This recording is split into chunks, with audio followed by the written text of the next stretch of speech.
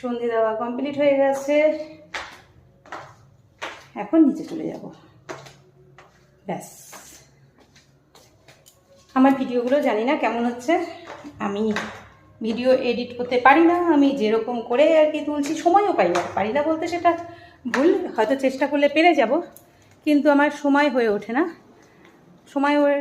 নানা দিকে কাজে যেহেতু ব্যস্ত থাকি, আমি যেরকম ভিডিও করি আমি সেটাই আর কি পোস্ট করে দিই।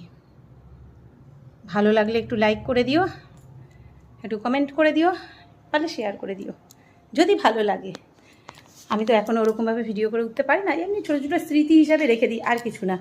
কি বলো তো, আমি কিন্তু প্রফেশনালভাবে ওরকমভাবে কোনো কিছু না, স্মৃতি হিসাবে আজ আমি এটা করছি, কাল আমি ওটা করছি, এটাই যে ছোটো ছোটো স্মৃতি আমার থেকে যাবে।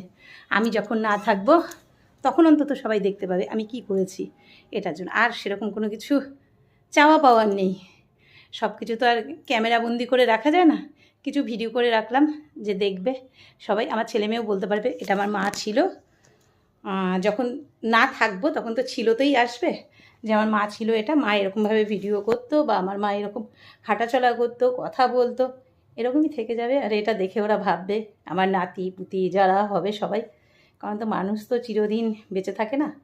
আমিও আমার মাকে সেটাই বলেছি, ভিডিও করো মা, আমার ভাইয়ের বউকে জোর করে আমি করিয়েছি যে কে কখন চলে যায় কোনো কিছু ঠিক নেই, তাই আমরা অন্তত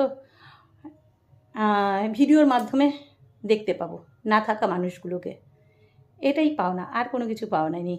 টাকা পয়সা তো আসবে যাবে, সেটা তো আর কি সাময়িক, বলো, ওটা তো সব সময় থাকবে না। এটার কারণে যদি ভালো লাগে একটা লাইক করে দিও, ঠিক আছে, একটু সাবস্ক্রাইব করে দিও, বেল আইকনটা করে দিও, ঠিক আছে। চলো টাটা।